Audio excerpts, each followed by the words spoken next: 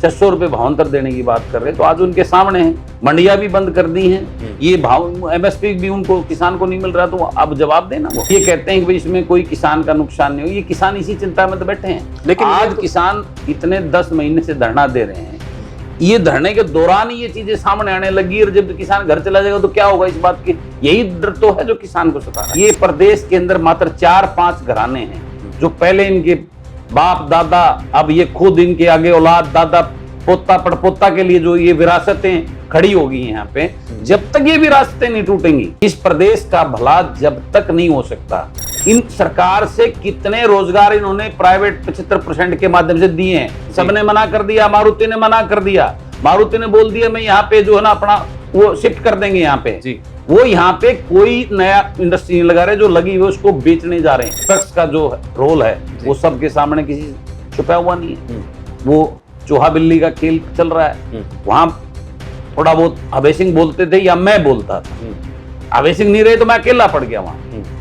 तो वो उनके इस्तीफा देने से कोई स्थिति में बदलाव नहीं हुआ, कोई फायदा नहीं, उल्टा नुकसान हुआ। ओम प्रकाश यादव भाजपा के मंत्री हैं, उनकी स्टेटमेंट आ चुकी है, इनके इस मिड्डा की तो 2 बार 3 बार आ चुकी हैं, जिनके विधायक की तो 2-3 बार आ चुकी हैं। तो ये करनी कथनी सब मेरे पास विधायक आते हैं, वो ये कहते हैं भाई साहब आप तो बोल तो सकते हो, हम तो बोल भी नहीं सकते।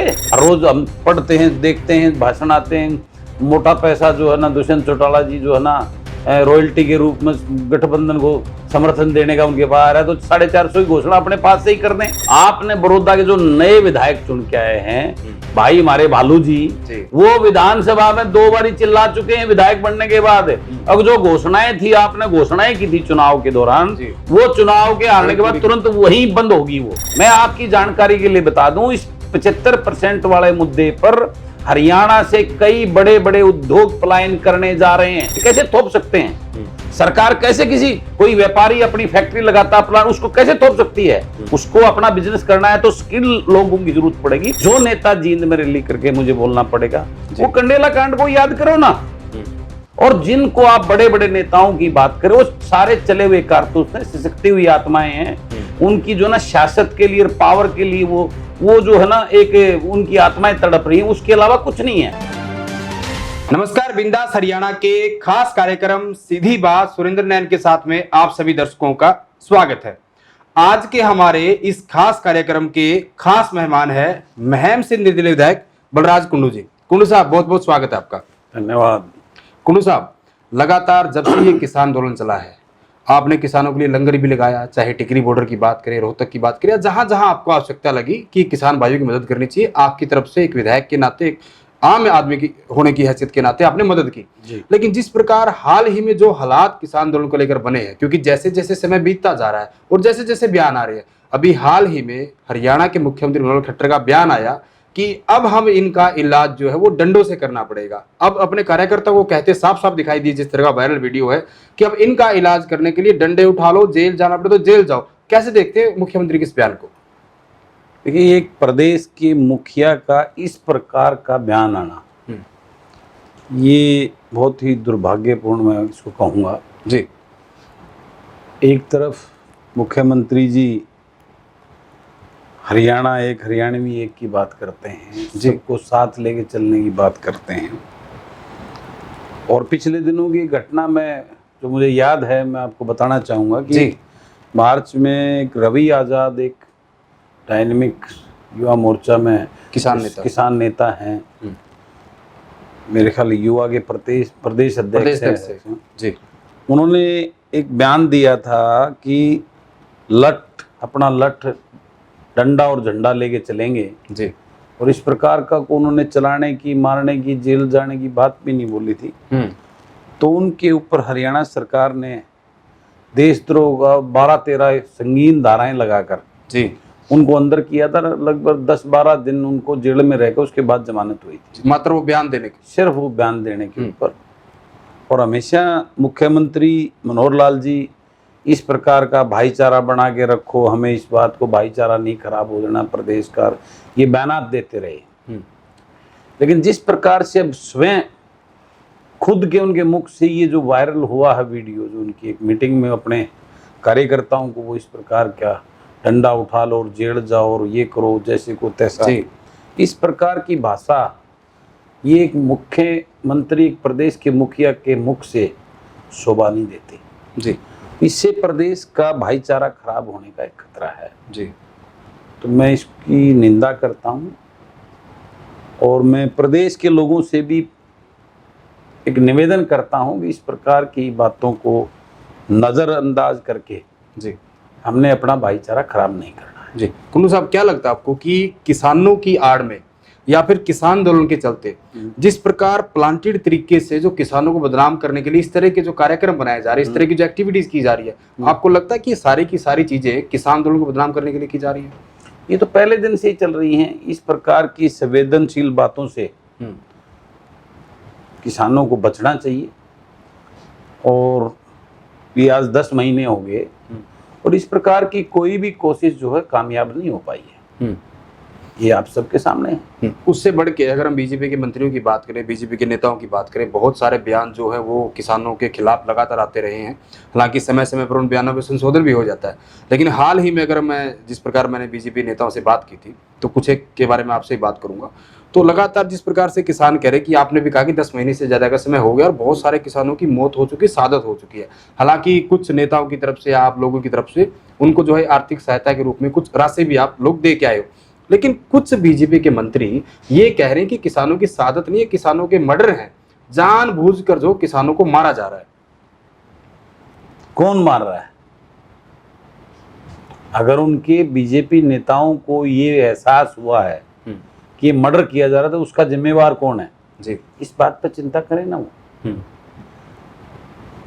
आज इस बात की चिंता करें कि कौन मारा, किसकी वजह से वो मर्डर हो रहे हैं, ये चिंता करने। क्योंकि बीजेपी के मिनिस्टर मुकरबल गुर्जर की बात करें, खुद उन्होंने मेरे साथ बातचीत में कहा कि जिस प्रकार वहाँ पे लगातार बुजुर्गों की मौत हुई या फिर बाकी किसानों की मौत हुई, वो उस मौत को जो है होने से पहले बचाया जाता था, जानबूझकर जो उनको मारा गया वहाँ पे।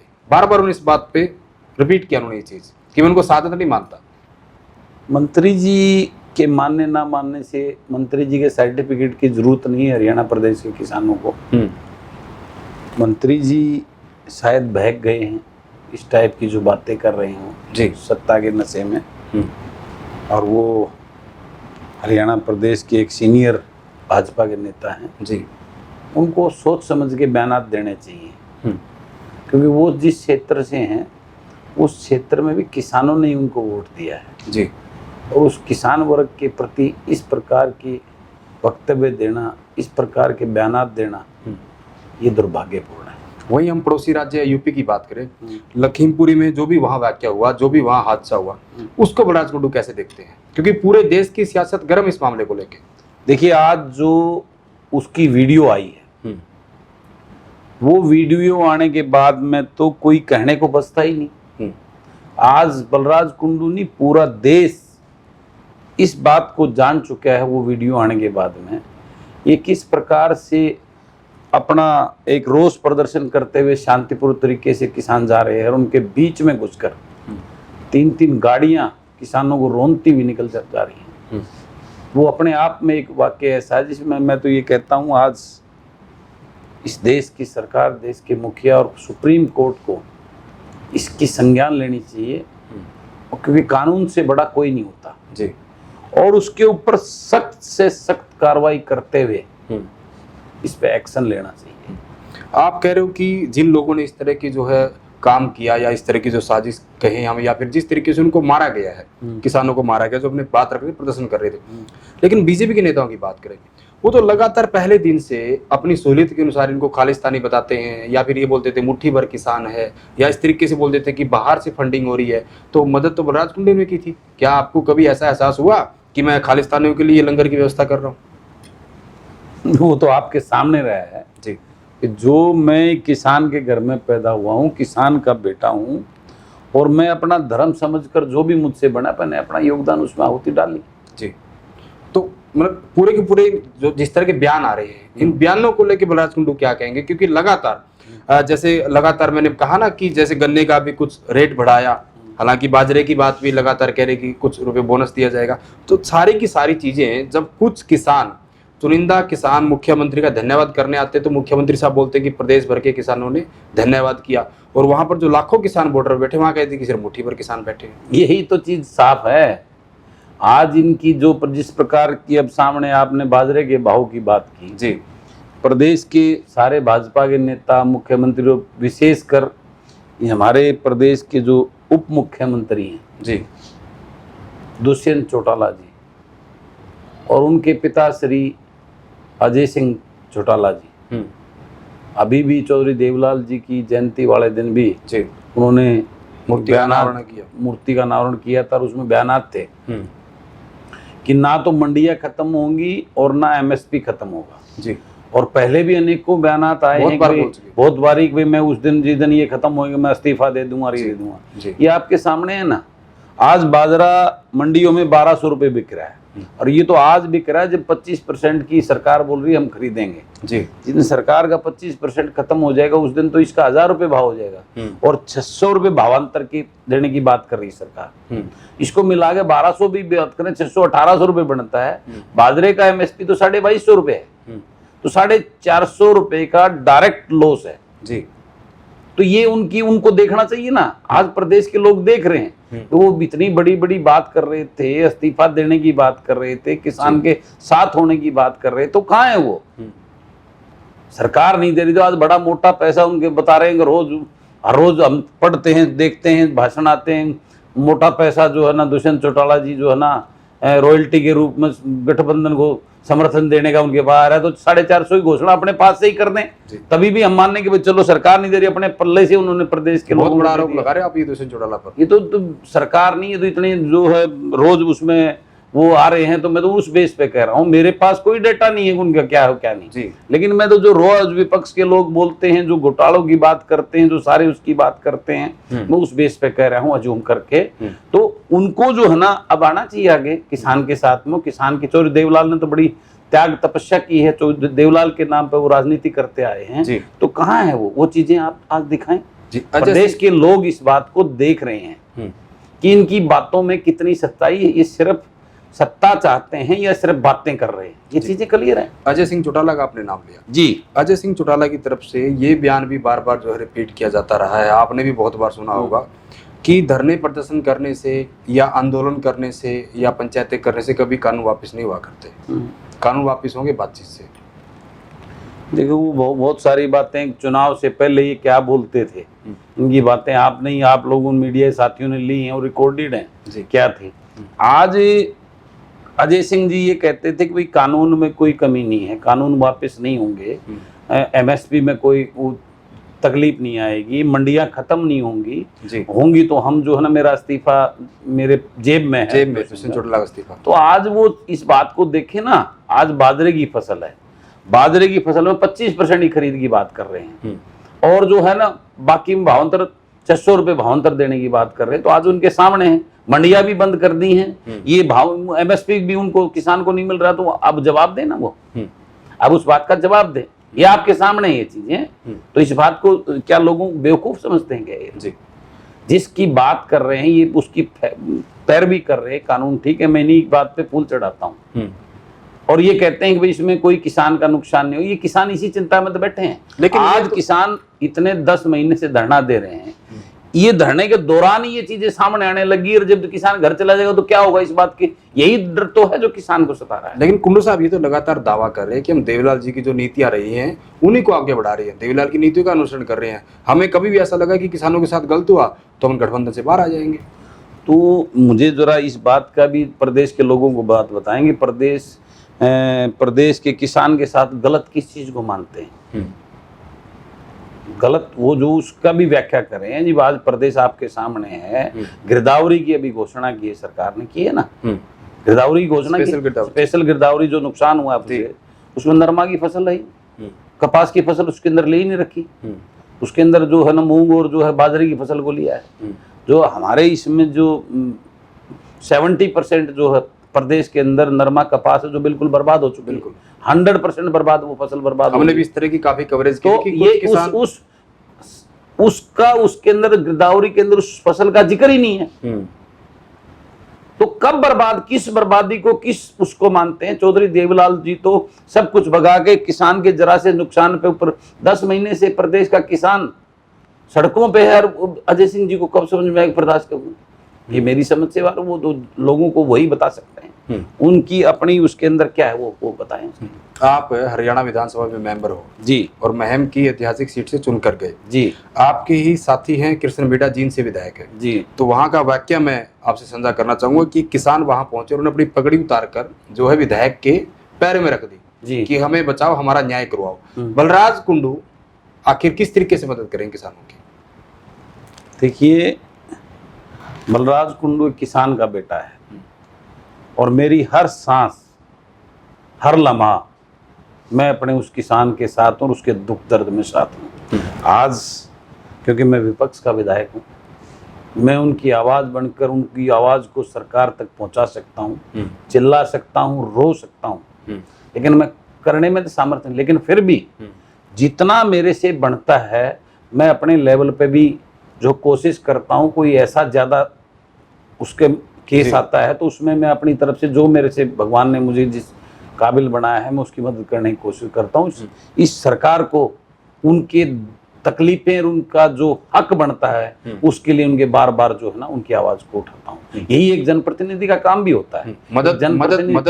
जनप्रतिनिधि का काम होता है अपने क्षेत्र के लोगों की हकों की लड़ाई लड़े, उनकी वकालत करे, एक सच्चा ईमानदारी से उनकी आवाज को सरकार तक पहुंचाना, यही एक जनप्रतिनिधि का काम होता है। उसका निवारण करना काम सरकार का होता है।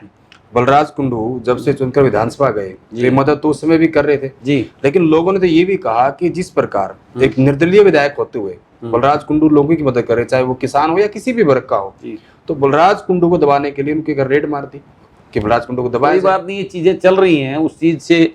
देखिए, वो एक चैप्टर अलग है, उससे सरकार अपनी कोई कार्रवाई द्वेष में या उसमें करती है। मुझे उस बात की चलो को नुकसान कर सकते हैं, मेरे को दबाने का प्रयास कर सकते हैं, लेकिन मेरी आवाज़, मैं जिन लोगों ने मुझे चुनकर विधानसभा भेजा है उनकी वकालत आखिरी सांस तक बलराज कुंडू करता रहेगा। वही हम बात करें, अगर हम हरियाणा के संदर्भ में बात करें तो एक उपचुनाव होना है जी, ऐलनाबाद का। डेट भी निर्धारित हो चुकी है, कैंडिडेट भी लगातार मैदान में आ रहे हैं। आप ऐलनाबाद को लेकर क्या सोच रखते हैं और ऐलनाबाद की जनता किस तरीके का फैसला करे या फिर वहां की परिस्थितियां कैसी रहेगी, इस बारे में आप क्या सोच रखते हैं? देखिए, मैं इस बारे में ये कहना चाहूँगा, अभय सिंह का मैं सम्मान करता हूँ, बड़े हैं, हमारे बड़े भाई हैं, लेकिन जिस टाइम उन्होंने इस्तीफा दिया था, मैंने इस्तीफे से पहले भी 2 बार उनसे बात की, उनको फ़ोन किया, मैंने उनको ये अपने लेवल पे, भाई साहब आप इस्तीफा मत दीजिए। एक बार मैं उनके घर पे भी यहाँ से चंडीगढ़ में जाकर स्पेशल मिलने गया था, मैंने उनको समझाने, जो मेरे जितने विवेक बुद्धि है मेरी अपनी सोच के अनुसार मैंने समझाया था। मैं आपके इस्तीफा देने से कोई फर्क पड़ने वाला नहीं है, ये आपने देखा भी होगा जी। आज 10 महीने के ये आंदोलन चल रहा है, लगभग मेरे ख्याल उनको इस्तीफा दिए हुए भी 8 महीने हो गए हैं। उससे कोई फर्क पड़ने वाला को दिया। हाँ, उससे कोई फर्क नहीं पड़ा है उस बात के। और आज वैसी की वैसी है। आज उन्होंने दिया था कि मैं उसके लिए त्याग कर रहा हूँ, पद को त्याग रहा हूँ, अब दोबारा चुनाव में जा रहे हैं, तो उनका त्याग का, उनको किसान का तो भला नहीं हुआ। या तो ये किसान का समाधान होने तक घोषणा करते कि मैं चुनाव में नहीं जाऊंगा, विधानसभा में तभी जाऊंगा। अब चुनाव में जाना ये कौन सा औचित्य है? ये तो अननेसेसरी जो उपचुनाव का लोड है जनता पे तो पड़ने वाला है। लेकिन उन्होंने आज अगर वाकई में उनकी तपस्या और वो त्याग की बात करते तो उनको ये कहना चाहिए था मैं चुनाव नहीं लड़ूंगा और किसान मोर्चा और किसान आए और वो अपना कैंडिडेट दे, मैं उनको सपोर्ट करूंगा। कांग्रेस भी लगातार इस बात को लेकर चर्चा कर रही थी। मैंने खुद जब अभय सिंह चौटाला से बात की तो मैंने भी यही सवाल किया था। उन्होंने कहा था कि मैंने जो इस्तीफा दिया वो किसानों से पूछ कर दिया और आगे का फैसला कि इनेलो से कोई उम्मीदवार होगा या नहीं होगा या कौन होगा, इसका फैसला भी जनता करेगी। तो ऐलनाबाद की जनता ने फिर से क्या हमें प्रत्याशी बनाया? देखिए, इस बात को, ये बातें राजनीतिक स्टंट के अलावा कुछ नहीं है जी। उस टाइम भी जो उन्होंने घोषणा की थी वो अपने राजनीतिक हित के लिए की थी। फिर वो उन्होंने इस्तीफा दिया, किसी राजनीति या किसान संगठनों ने उनको इस बात के लिए निमंत्रण नहीं दिया, भी आप इस्तीफा दीजिए। इस्तीफे से हासिल क्या होना था? भारतीय जनता पार्टी की सरकार पूर्ण बहुमत में बैठी है, आज भी बैठी है और उस दिन भी बैठी है, बहुमत से ज्यादा उनके पास बहुमत है। तो उस बात का विधानसभा में वो जो बीच में 2 हाउस हुए जी, वहां मैं इस्तीफा दे के घर बैठ जाऊं तो उससे क्या? अब मैं विधानसभा में था तो मैंने जो आपने देखा होगा, आपने जो आवाजें, जब मेरे जो एक विधायक का काम, असली काम होता है विधानसभा के अंदर आवाज उठाना, हाउस के अंदर बोलना, विधानसभा के अंदर वो होते तो अपनी आवाज को, मैं वहां विपक्ष का जो रोल है वो सबके सामने किसी छुपा हुआ नहीं है, वो चूहा बिल्ली का खेल चल रहा है। वहां थोड़ा बहुत अभय सिंह बोलते थे या मैं बोलता था, अभय सिंह नहीं रहे तो मैं अकेला पड़ गया वहां पे। तो वो उनके इस्तीफा देने से कोई स्थिति में बदलाव नहीं हुआ, कोई फायदा नहीं, उल्टा नुकसान हुआ। हम और मजबूती से 11 होके जो है ना वहां विधानसभा में आवाज उठाते। अब वो दोबारा चुनाव में जाके क्या है? ये सिर्फ एक, मैं तो मानता हूं, यानी कि अभय चौटाला की कमी आपको विधानसभा में खली कब देखिए, नेचुरली वो सीनियर हैं, मेरे से ज्यादा अनुभवी हैं, उनको जो है ना प्रदेश की, मैं राजनीति में फर्स्ट टाइम विधायक बना हूं, नेचुरली इसमें कोई दो राय नहीं। उनके पास फीडबैक भी, तथ्य भी, मैं शायद वो चीजें कुछ, लेकिन वो बोलते थे तो एक मजबूती ही मिलती थी। भाई 1 और 1 11 हो गए, एक अकेला इंसान बोले, 2 विधायक वहां पे बोले, तो उसका बड़ा फर्क है ना इस बात का, तो इसमें कोई दो राय नहीं। वहीं अगर कुंडू साहब हरियाणा सरकार की बात करें, तो जब हरियाणा सरकार का गठन हुआ तो आपने भी जो है समर्थन दिया था, लेकिन वहीं सबसे पहले समर्थन वापस लेने वाले भी विधायक बलराज कुंडू थे, आप थे। तो जिन अनियमितताओं को लेके, भ्रष्टाचार के मामले तमाम जो आपने आरोप लगाए थे, उनको लेके आपने अपना समर्थन सरकार से वापस ले लिया। तो अभी बलराज कुंडू की क्या नजर तमाम मुद्दों पे रहती है कि प्रदेश में घोटाले हो रहे हैं या नहीं हो रहे? क्या कुंडू साहब इन सारी चीजों को देखते हैं या फिर ठंडे बस्ते में डाल दी? देखिए, निश्चित रूप से मैं देखता हूँ, और पुरानी चीजें आप ही मीडिया के साथियों के सामने, विधानसभा के अंदर, हाउस के अंदर, मैं हर मुद्दे को मैंने पहले लगातार मैं उठाता आ रहा हूँ। और लेकिन आज ये भी आप सब जानते हो कि ये सरकार पे उन चीजों का कोई असर नहीं पड़ने वाला है जी, और वो जैसे के तैसे जो है ना सरकार अपनी मनमानी से आज कार्य कर रही है। क्योंकि मैंने ये बात आपको इसलिए बोली कि लगातार बहुत सारे नेताओं की तरफ से आरोप लगाया गया कि जो कोरोना काल आया, तो कोरोना काल के दौरान भी सरकार ने बहुत सारे घोटाले किए अलग अलग तरीकों से, और फिर ऊपर से बहुत बड़ा बयान दे दिया, चाहे वो देश की सबसे बड़ी संसद, राज्यसभा, लोकसभा की बात हो या हरियाणा विधानसभा की बात हो जिसके आप मेंबर है, कि ऑक्सीजन के अभाव में किसी की मौत नहीं हुई। ये तो आपके सामने स्टेटमेंट भी आई थी, विधानसभा में भी हमने इस बात के ऊपर पूरा अपना पक्ष रखा था। लेकिन मैंने अभी कहा ना, इन बातों का सरकार अपनी मनमर्जी से, मनमाने, क्योंकि पूर्ण बहुमत में बैठी है, विपक्ष है नहीं वहां पे, तो वो अपने उससे चल रही है, उसमें कोई उन बातों का इम्पैक्ट नहीं है। क्योंकि विपक्ष की जो भूमिका है वो सिवाय बरगलाने के, एक खबर बनवाने के अलावा मजबूती से जो एक विपक्ष का रोल होना वो है ही नहीं हमारे पास। वन साइडेड सारा गेम है। 57 की जो है मेजोरिटी है टोटल मिला के, इंडिपेंडेंट और जो जेजेपी के विधायक मिला के भाजपा के 10 विधायक जी। तो हर कोई भी उनको बिल पास करना है या कोई भी उसके अंदर हाउस में उनको पूरी तरह मैंडेट है, तो वो कोई फर्क पड़ने वाला नहीं। विपक्ष अपनी भूमिका में होता नहीं, शोर शराबा करके वहां टाइम पास करके जो है ना वो जनता की आंखों में धूल झोंकने के अलावा कुछ नहीं। इस प्रदेश का भला जब तक नहीं हो सकता, जब तक ये पुराने मठाधीश बैठे हैं जो एक रजवाड़े बन गए हैं यहाँ पे जी, जो अपने चहेतों और अपने जो है ना उनके सवाल पे माने वाला था जी, तब तक ये प्रदेश का भला नहीं हो सकता। अभी कुछ समय पहले जींद में एक रैली हुई जी, हालांकि वो रैली देवीलाल की जयंती के नाम पर की गई, लेकिन देश के बहुत बड़े बड़े नेताओं ने उसमें शिरकत की और वहां के मंच से एक बहुत बड़ा ऐलान किया कि तीसरे मोर्चे का गठन किया जाएगा और उसको लेके जो है कार्य चल रहा है पूरे देश में कि आखिर जो मौजूदा सरकार है इसका सामना करने के लिए या फिर नए लोगों को आगे लाने के लिए एक तीसरे मोर्चे का गठन किया जाए। बलराज कुंडू एक निर्दलीय विधायक है, क्या सोच रखते हैं? देखिए, फिर मेरे से रुका नहीं जाता इन बातों के आगे। आप खुलकर बोलते हैं। मैं खुल के बोलता हूं। मैं इस देश और प्रदेश के लोग इतने भोले हैं और उस भोलेपन का ये लोग आज तक फायदा उठाते आ रहे हैं। मेरा ये मानना है कि आने वाली जो न्यू जनरेशन है उनको जब तक ये बात समझ में नहीं आएगी तब तक ये शोषण ऐसे ही होता रहेगा। जो नेता जींद में रैली करके मुझे बोलना पड़ेगा, वो कंडेला कांड को याद करो ना। और जिनको आप बड़े बड़े नेताओं की बात करें, वो सारे चले हुए कारतूस हैं, सिसकती हुई आत्माएं हैं। उनकी जो ना शासक के लिए और पावर के लिए वो जो है ना एक उनकी आत्माएं तड़प रही हैं, उसके अलावा कुछ नहीं है जी। इस प्रदेश में। आज जिस आंदोलन ने, इस 10 महीने के आंदोलन ने एक नई चेतना जो है ना युवाओं में भरती आ रही है जी। जो मैं रूटीन में देखता हूं, सोशल मीडिया पे देखता हूं, मेरा मिलना होता है उसे देखा। आने वाले समय में इस प्रदेश में एक नई जनरेशन पैदा होगी पॉलिटिक्स के अंदर जी। जो रूट लेवल पे होंगे, राजघरानों से नहीं होंगी वो पीड़ित होकर जो है ना, पीड़ित और शिक्षित होकर इस प्रदेश के और अपने समाज के लिए, गरीब तबके की भलाई के लिए आगे आने जा रहे हैं। वो मैं देख रहा हूं नए नए युवा पढ़े लिखे चेहरे जो अब राजनीति की तरफ, हमें बदलाव तभी होगा जब वो लोग आएंगे। बलराज कुंडू अगुवाई कर रहे हैं ऐसे लोगों की? मैं अगुवाई नहीं, मैं तो उनको जागृत कर रहा हूं।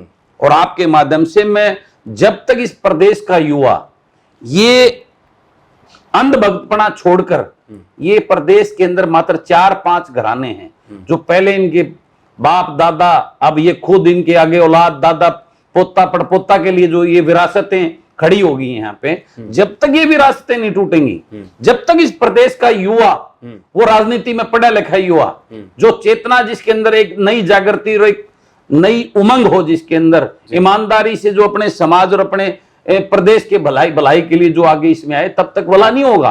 और मैं यही बार बार जो है ना आप मीडिया के साथियों के माध्यम से प्रदेश के युवाओं को, पढ़े लिखे बुद्धिजीवियों को, कि इनसे बाहर निकलकर हमें जो विदेश से सीख लेनी चाहिए। जापान में अभी जो प्रधानमंत्री था उसने चुनाव लड़ा था, बिल्कुल उसके नाम पे चुनाव लड़ा गया था, लेकिन चुनाव लड़ने के बाद जो सिलेक्शन हुआ तो पूर्व विदेश मंत्री को वहां का प्रधानमंत्री बना दिया। इसी प्रकार से जब फॉरेन कल्चर है जो होता है, वहां किसी की विरासत नहीं बनने देते वो लोग। वहां पे जो जनता चाहती है, जो जनता जिसको चुन के आती है, वही लोग वो मुद्दे की राजनीति करते हैं। वो जात पात की राजनीति नहीं करते, एक दूसरे को भड़काने की राजनीति, वो विकास के एजेंडे की राजनीति करते हैं। और जब तक इस प्रदेश का युवा उस विकास के एजेंडे को लेकर और एजुकेटेड तबका आगे नहीं आएगा, तब तक ये इसी प्रकार जो है ना ये घराने अपना इस प्रदेश का शोषण करते रहेंगे, अपने घरों को भरने का काम करते रहेंगे, उसके अलावा कुछ नहीं हो सकता।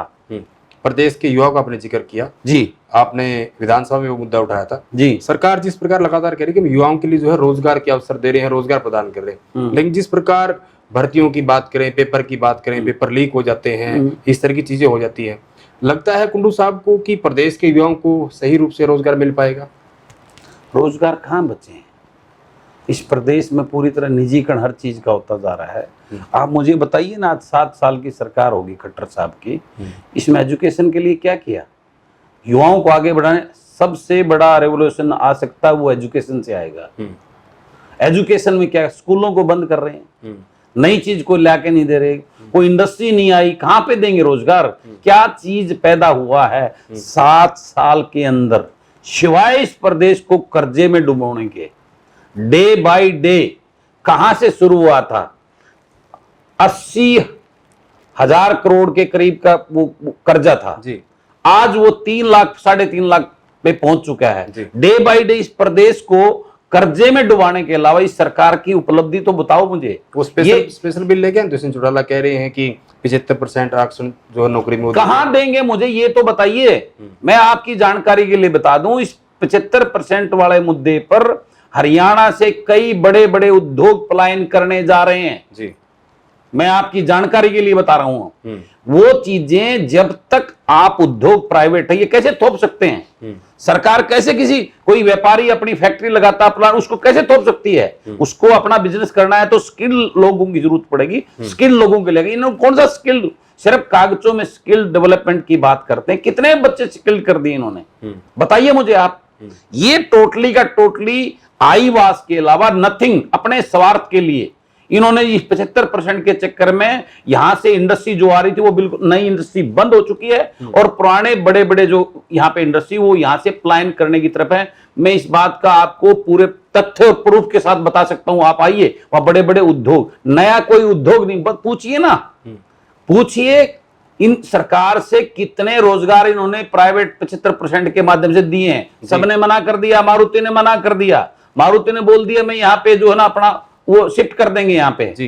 वो यहाँ पे कोई नया इंडस्ट्री नहीं लगा रहे, जो लगी हुई उसको बेचने जा रहे हैं, क्योंकि इनकी जो कार्य जो है ये सिर्फ अपने एजेंडे को, अपने जो इन्होंने वो लेके आए थे, अपना शपथ पत्र लेके आए थे, उसको करने के लिए प्रदेश हित की बात नहीं कर रहे। इन्होंने कोई स्किल डेवलपमेंट नहीं की जिससे प्रदेश के युवा को वहां पे प्राइवेट सेक्टर में नौकरी, प्राइवेट सेक्टर में काबिलियत के आधार पर नौकरी मिलेगी, वहां थोपी हुई नौकरी नहीं देगा कोई भी जी, क्योंकि उसको अपना बिजनेस करना, उसकी इन्वेस्टमेंट कर रखी है, उन्हें पैसे लगा रखे हैं, इनके बलाजे तो वो भी गर्दिश में बैठ जाएंगे।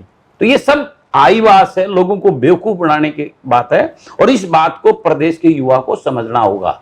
100% मैं इसमें तो दावा ठोक के कहता हूं, मैं 75% की उनकी डेटा मैंने विधानसभा में मांगा था, कितनी नौकरी दिलवाई आपने? मैं पूछता हूं, आप विधानसभा में, हर एक विधानसभा में कितने लोगों बच्चों को नौकरी दिलवाई? सिवाय बेवकूफ बनाने के उनका शोषण किया जा रहा है, उनकी आर्थिक कमजोरी, उनकी जो बेरोजगारी के साथ एक भद्दा मजाक किया जा रहा है, उसके अलावा कुछ नहीं है। क्योंकि प्रदेश का विकास और उनको तब आएगा जब कोई नई इंडस्ट्री आएगी, उसी में तो दिलवाएंगे आप। बिल्कुल। आज उद्योग की स्थिति कितनी खराब चल रही है सब जानते हैं, इंडस्ट्री बिल्कुल हरियाणा के अंदर तो बेसिकली बहुत ही खराब हालत के दौर से गुजर रही है। तो किसानों की हालत वैसे ही खराब है। किसान एक सेल्फ एंड अपने आप में इंडस्ट्री है, अगर इसमें ये ग्रो करें तो वो बच्चा जिसके थोड़ी बहुत भी जमीन है वो उसको आगे ग्रो करके अपना काम कर सकता है, उसको ये बर्बाद करने पे लगे हुए हैं। नई इंडस्ट्री ला नहीं रहे तो कैसे युवाओं का रोजगार मिलेगा, कैसे उनको आगे बढ़ाएंगे? ये एजुकेशन को ये बर्बाद करने जा रहे हैं। स्कूल गवर्नमेंट, आज प्राइवेट सेक्टर के, सरकारी जितने स्कूल हैं उनकी दयनीय हालत है। मैं अपने हलके के 10 स्कूल 15 स्कूलों का जो है ना उनकी हालत दे चुका हूं, जिसमें बच्चे बैठते हैं, रिस्क में बैठते हैं। वहां से जो है ना वो प्रिंसिपल के लेटर आ चुके हैं जिसमें बैठाना खतरे से खाली नहीं, डीओ के लेटर, बिल्डिंग जर्जर हो चुकी है, पानी भरा है उनके, कोई निकलने का इतना बुरा हाल है। मेरे हलके के 20 गांव के, और मैं 2 साल, अब मेरे को अक्टूबर में हो जाएंगे, मैं 2 साल में 15 लेटर मुख्यमंत्री जी को और शिक्षा मंत्री को लिख चुका हूं, उसके बारे में कोई एक्शन कार्रवाई नहीं है। कहां की बात करते हैं ये? मेरे महम हल्के के जो है ना गर्ल्स कॉलेज के लिए मैं जिस दिन पहले दिन मुख्यमंत्री से, मैं पहले दिन मैंने एजेंडा जो उसको दिया था, कोई कार्रवाई नहीं। तो क्या उपलब्धि सरकार ने, सिवाय ये रोज नई नई प्लानिंग ये कर दिया, वो उसके अलावा कुछ नहीं है। गरीबों को मकान देने की बात करते हैं, मैं पता तो बताइए कहां दे रहे हैं? सिवाय बेवकूफ बनाने के कोई गरीब का कोई भला नहीं हो रहा। लेकिन जातवाद के नाम पे साहब तो ये कह रहे हैं बार बार कि जो भी विधायक मेरे पास अगर अपनी मांगे लेके आते हैं तो उस पे काम करवाते हैं, समान काम समान विकास करते हैं। मैं तो आपको, मेरे पास तो ऑफिशियल चीजें हैं, रिकॉर्ड हैं, उनकी ऑफिशियल मेल के ऊपर डाल के हार्ड कॉपी दे के आया हूं मैं, फोटो सोशल मीडिया में शेयर। वो बयान आपको अच्छे से याद होगा ना बड़ौदा उपचुनाव का? यस, आप भी वहां थे। हाँ, कि जब हम वहां घूम रहे थे आप और बड़ौदा हल्की की हालात दिखाई तो मुख्यमंत्री ने किस तरह का बयान दिया था कि यहाँ के विधायक मेरे पास आए नहीं कभी काम करवाने। उस बात को मैं याद दिलाता हूं, आपने बड़ौदा का जिक्र कर दिया। आपने बड़ौदा के जो नए विधायक चुन के आए हैं भाई, हमारे भालू जी, वो विधानसभा में 2 बार चिल्ला चुके हैं विधायक बनने के बाद। अब जो घोषणाएं थी, आपने घोषणाएं की थी चुनाव के दौरान, वो चुनाव के आने के बाद तुरंत वहीं बंद होगी वो। तो ये तो आपके सामने है ये चीजें। तो ये चीजें नजर आती हैं, और जिस प्रकार का आज माहौल है, मैं इसको बड़ा दुर्भाग्यपूर्ण है। और मैं तो यही सरकार को, माननीय मनोहर लाल जी को कहना चाहूंगा कि वो इसकी तरफ ध्यान दें। इन बातों से काम नहीं। आज प्रदेश बहुत गलत दिशा में जा रहा है।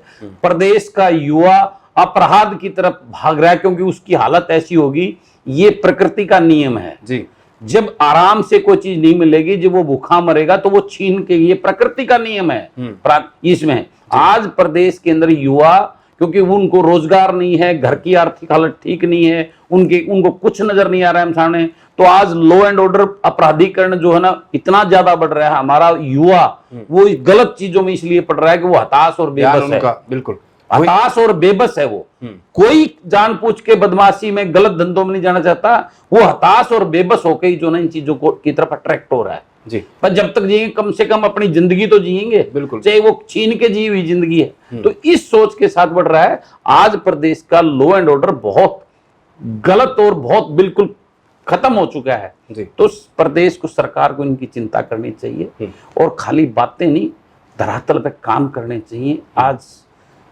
रोजगार के नाम पर युवाओं में इतना बड़ा वो है, अब पूछो मत। आज कोई मेरे महम के अंदर कोई रोजगार मेला लगा रखा था प्राइवेट कंपनी, जी वो मेला कोई डीसी रेट बोल देता है, कोई कुछ, यानी आप हैरान हो जाओगे कि मेरे पास कल से 500 फोन आ गएंगे, कल वो है। प्राइवेट कंपनियां तो अपनी क्वालिफिकेशन के आधार पर जो है ना बच्चों को सिलेक्ट करती हैं जी। लेकिन इतना ज्यादा आज प्रदेश में जो है ना बेरोजगारी चरम सीमा पे है, आज नंबर 1 पे है। जितनी सरकारी नौकरियां निकलती हैं, जी, पेपर लीक का मामला सबके सामने है, आज प्रदेश में नंबर 1, देश में नंबर 1 हमारा प्रदेश है। वही अंत में मैं आपके विधानसभा क्षेत्र की बात करूं, बलराज कुंडू को पूरे प्रदेश की चिंता है, पूरे देश की चिंता है, युवाओं की चिंता है। क्या बलराज कुंडू अपने महम के लोगों की भी चिंता रखते हैं, या सिर्फ और सिर्फ फोटो सेशन कराने के लिए जल पानी में उतर जाते हैं? बलराज कुंडू को सबसे पहले मेरे को अपने हलके की चिंता है जी, लेकिन मेरे हलके की जो तकलीफ है, मेरे हलके की जो समस्या, वो प्रदेश की समस्या से है जी। वो अकेले मेरे हलके की नहीं। मैं उसके माध्यम से, आपने देखो हर जब कोई तकलीफ दिक्कत मेरे हलके में आती है, बलराज कुंडू अपने लोगों के बीच में खड़ा मिलता है और इस सरकार को मैं सचेत और सावधान करके उनकी आवाज उन तक पहुंचाता हूं, आप जैसे मीडिया साथियों के माध्यम से, कि ये देखिए आपकी असलियत, ये देखिए हालात ग्राउंड लेवल पे क्या है। मैं ग्राउंड लेवल के हालातों से इस सरकार को अवगत कराने का काम करता हूं। काम तो सरकार को करना है ना। जी, बिल्कुल। मेरे आज हल्के की फ्लड की वजह से इतनी दयनीय हालत है, मैंने तो इवन देन उनके जो डीसीज को और उनको जो पीछे वो मीटिंग थी उसके अंदर बोला, अगर तुम्हारे पास नहीं हाथ खड़े कर दो 10, 20, 30 लाख रुपए की मोटर खरीदनी है, मैं खरीद लाता हूं, आप कनेक्शन लगवा दो। हर रोज आज ये हाथ भटक रहे, गांव में गलियों में पानी भरा हुआ है, सारे जोड़ ओवरफ्लो है और इतना पानी में अगर ये तो फसल नरमा की ये चीजें, बाजरा, हमारा कपास, वो तो धान बर्बाद हो गए हैं। अगर ये पानी नहीं निकला तो आगे गेहूं की बिजाई भी नहीं होने वाली। वो चिंता आज मुझे और लोगों को है और उसके लिए मैंने कितना एक एक जगह जाके मीडिया को, डीसी को, मुख्यमंत्री जी को 3 लेटर पिछले जो है ना 10 दिन में मैं लिख चुका हूं। हार्ड उसकी उनके मेल, ऑफिशियल मेल के ऊपर डाल चुका हूं, हार्ड कॉपी उनको भिजवा चुका हूं, लेकिन अभी तक कोई लंबा चौड़ा एक्शन नहीं, सिवाय आश्वासन के, सिवाय, क्योंकि वहां पे जो मैकेनिकल डिपार्टमेंट है उनके पास सामान ही नहीं है। ये तो उपलब्धता कराना, यहां से चंडीगढ़ से उसको फंड रिलीज करें या व्हाटएवर जो भी करना है वो दें, तभी तो मोटर लगाएंगे। लेकिन हालात इतने खराब हैं, बिजली डिपार्टमेंट के पास में तार नहीं है, खेतों में पोल लगा के उसको कनेक्शन देने के लिए। एक वो लाचार बेबस, हम उनको अधिकारियों, लोकल बैठे अधिकारियों गाड़ दे, वो गलत है, क्योंकि वो भी तभी अधिकारी तभी जब उसके पास सरकार कुछ चीजें अवेलेबल। साहब, ये स्थिति सिर्फ आपके साथ है कि आप विपक्ष के विधायक, क्योंकि अगर हम सत्ता पक्ष के विधायकों की बात करें, अभी हाल ही में बिंदास हरियाणा पर भी दिखा था और इंटरव्यू किया था जींद के विधायक का। जींद में जिस तरह के हालात है, हालांकि उसको राजनीतिक राजधानी कहा जाता है, हर कोई उसको जो है राजधानी वहां बनाने की बात करता है कि सरकार यहाँ से चलेगी, तमाम वादे वहां किए गए, तो खुद सत्ता पक्ष के विधायक को जिस प्रकार वहां आके अधिकारियों को ये कहना पड़ रहा है कि इनसे अच्छे तो आतंकवादी है जो कम से कम ब्लास्ट करके कबूल तो कर लेते हैं, ये तो अपनी गलती भी नहीं मानते। ये तो सामने ही है, ये तो एक विधायक नहीं, उससे पहले मंत्री तक की ये स्टेटमेंट आ चुकी है इनके। ओम प्रकाश यादव भाजपा के मंत्री हैं, उनकी स्टेटमेंट आ चुकी है। इनके इस मिड्डा की तो 2 बार 3 बार आ चुकी हैं, जी इनके विधायक की तो 2-3 बार आ चुकी हैं। तो ये करनी कथनी सब मेरे पास विधायक आते हैं, वो ये कहते हैं भाई साहब आप तो बोल तो सकते हो, हम तो बोल भी नहीं सकते। ये दयनीय हालत आज होगी है प्रदेश के अंदर। तो ये सब जो है ना लोग देख रहे हैं, ये पक्का है सुरेंद्र भाई का आने वाला समय में एक एक चीज का जो है वो बदल रहा है समय। युवा हैं, पढ़े लिखे हैं, बुद्धिजीवी हैं, पहले ये भोले बड़े बुजुर्गों को भला फुसला लेते थे, अब घर में जो है ना युवाओं की चलती है। आज हर पढ़ा लिखा है, महिला हो, लड़की हो या युवा, वो सब इसको समझते हैं, चर्चा करते हैं इन बात की। आने वाले समय में आपको इस प्रदेश के अंदर, मैं क्योंकि इतना बड़ा नेता नहीं कि देश की कोई बात करूं, लेकिन मैं प्रदेश की बात करूं तो प्रदेश के अंदर आपको देखने को मिलेगा कि ये इस प्रकार के जो राजनीति करने वाले मठाधीश, जो सदियों से कई साल के जो नेता है ना, और जो अब तक खुद हैं या आगे अपने बच्चों को स्टेबल करने की राजनीति कर रहे हैं, संघर्ष कर रहे हैं, उनको इस देश के, इस प्रदेश के लोगों से, उनके युवाओं से, उनके तकलीफों से कोई लेना देना नहीं। वो जो है युवा उनको सबको सबक सिखाएगा। और प्रदेश में मैं तो कहता हूं आना चाहिए बदलाव, 100% आना चाहिए। और नई युवा जागृति के साथ में डायनेमिक पढ़े लिखे युवाओं को और बुद्धिजीवियों को आगे आकर इनको सबको सबक सिखाकर प्रदेश के अंदर एक नई जो है ना राजनीतिक किरण वो रूपरेखा तैयार करनी चाहिए और उसके लिए बढ़ना चाहिए आगे। जी बिल्कुल। तो ये थे महम से विधायक बलराज कुंडू, जिन्होंने हम चाहे किसानों की बात करें, युवाओं की बात करें या फिर प्रदेश सरकार की कार्यशैली की बात करें, तमाम मुद्दों पर जो है बिंदास हरियाणा के साथ बेबाक राय रखी। और कुंडू साहब के बारे में मैं एक तारीफ जरूर कहना चाहूंगा, हालांकि आपने पूरे इंटरव्यू में उस बात का जिक्र नहीं किया, मैं खुद कर देता हूं, जो कि एक अच्छी बात भी है। बलराज कुंडू एक ऐसे विधायक भी हैं जो लगातार जहां जहां हम चाहे प्रदेश की बेटियों की बात करें, खिलाड़ियों की बात करें, जब वो देश के लिए गोल्ड मेडल लेके आती है तो तमाम लोग उनकी तारीफ भी करते हैं। लेकिन जब गोल्ड मेडल लाने से पहले जब वो अपनी प्रैक्टिस पर होती है या फिर उनको तमाम चीजों की आवश्यकताएं होती है, वो सारी की सारी चीजें उनके पास कैसे आएंगी, बहुत सारी मदद बलराज कुंडू की तरफ से की। तो इस तरह का बहुत आपको बधाई भी देते हैं इस बात की। और जो बाकी भी जो विधायक हैं, जनता के जो नुमाइंदे, उनको भी इस तरीके के जो कार्य है सामाजिक हित में करने चाहिए। इस कार्यक्रम में इतना ही। अगली बार किसी और शख्सियत से आपकी कराएंगे मुलाकात। तब तक के लिए नमस्कार।